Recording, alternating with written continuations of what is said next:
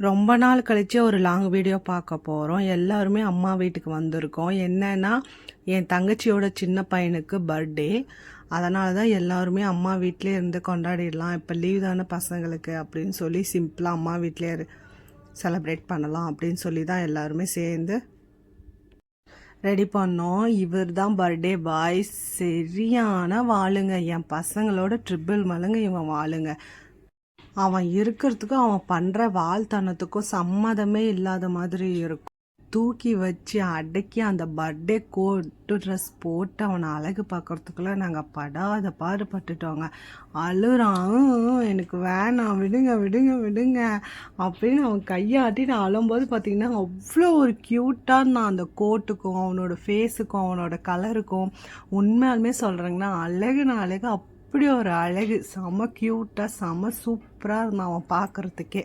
நார்மலாக ஒரு வீட்டில் குழந்தைங்கன்னு இருந்தாலே அந்த வீடே பார்க்குறதுக்கு ரொம்ப கலகலப்பாக இருக்கும். சவுண்டு போட்டுகிட்டே இருப்பாங்க வீட்டில், எப்போவுமே ஒரு சின்ன சின்ன ஹாப்பினஸோடையே இருப்பாங்க. அதே மாதிரி தான் எங்கள் அம்மா வீட்லேயும் எல்லாரும் போய் இருந்தோன்னா வீடே சவுண்டாக இருக்கும், கலகலன்னு இருக்கும்.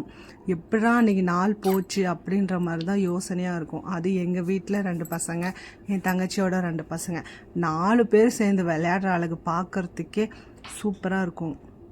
இந்த வீடியோவில் பார்த்தீங்கன்னா என்னோடய அப்பாவும் என் தங்கச்சியோட பெரிய பையனும் இல்லை. ஏன் அப்படின்னு பார்த்தீங்கன்னா அவர் திடீர்னு முடிவு எடுத்தனால சாப்பாடு வீட்டில் எப்போவுமே நாங்கள் ஃபேமிலியாக சேர்ந்து சமைப்போம், அந்த மாதிரி சமைக்கலை இந்த டைமு.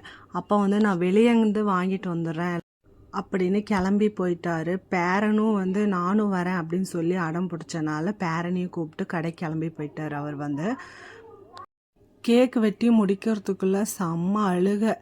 எப்படா இவனை சமாதானப்படுத்தி எப்படா கேக் வெட்டலாம் அப்படின்னு ஆயிடுச்சு. கொஞ்சம் அப்படியே லைட்டாக அழுக கம்மி பண்ண உடனே கேக் வெட்ட ஆரம்பிச்சிட்டோம். அதுக்கப்புறம் கொஞ்சம் நேரம் ஜாலியாக சிரிச்சிட்டு எல்லாத்துக்கிட்டேயும் நிறைய பேர் வீட்டில் பார்த்தீங்கன்னா நிறைய பேபி இந்த மாதிரி வெயிட் கம்மியாக இருந்து ரொம்ப நாள் இல்லாமல் ஏதோ ஒரு சிலது மனசு கஷ்டம் ஒரு மாதிரி நம்ம காதலை கேள்விப்படுற போதெல்லாம் நம்ம மனசு தாங்காது.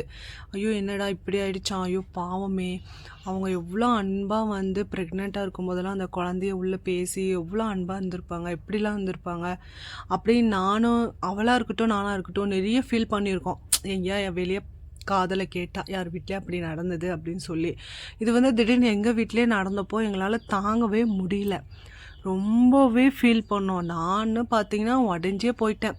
எங்கள் வீட்டுக்கார் அப்படிலாம் எதுவும் ஆகாதுமா, அவன் நல்லா இருப்பான், நீ வேணால் பாரு, நம்ம பசங்களோட ரொம்ப ஆக்டிவாக இருப்பான், நீ வேணால் பாரு திவி, நிஜமாக அவனுக்கு ஒன்றும் ஆகாது அப்படின்னு எனக்கு அந்த கேள்விப்பட்ட நைட்டெல்லாம் பார்த்தீங்கன்னா என்னை திருப்பி திருப்பி அவர் அதே ஒரு வார்த்தை தான் சொல்லிகிட்டே இருந்தார். ஆனால் நிஜமாகவே அவர் சொன்ன மாதிரி தான் இப்போ இவன் இருக்கான். பார்க்க தான் 1 இயர் பேபி மாதிரி தெரிகிறான், ஆனால் ரொம்ப துருன்னு அவன் ஒரு 5 வயசு பையனுக்கு எவ்வளோ துருத்துருன்னு இருக்குமோ, எப்படி ஆக்டிவாக இருப்பாங்களோ அந்த மாதிரி செம்ம வாலிபன். அப்புறம் பார்த்திங்கன்னா என் தம்பி ஒய்ஃப் யாரும் இல்லைங்க, என்னோடய அக்கா பொண்ணே தான், சொந்த ரிலேஷன் தான் அவன் அந்த பொண்ணும் பார்த்திங்கன்னா எப்படி சொல்கிறது ரொம்ப க்ளோஸ் எங்களோட.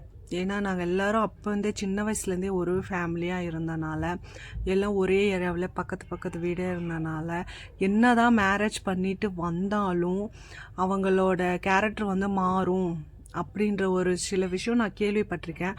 ஆனால் இப்போ வரையுமே என் தம்பி ஒய்ஃப்கிட்ட அந்த மாற்றமே இல்லை. நாங்கள் எப்படி சின்ன வயசுலேருந்து எல்லாம் க்ளோஸாக ஒரே ஃபேமிலியாக இருந்தோமோ, எங்ககிட்ட எப்படி இருந்தாலோ பேசினாலோ அதே மாதிரி தான் இப்போ வரையுமே இருக்கா. அது உண்மையாலுமே எனக்கு ஒரு பெரிய ஹாப்பினஸ்.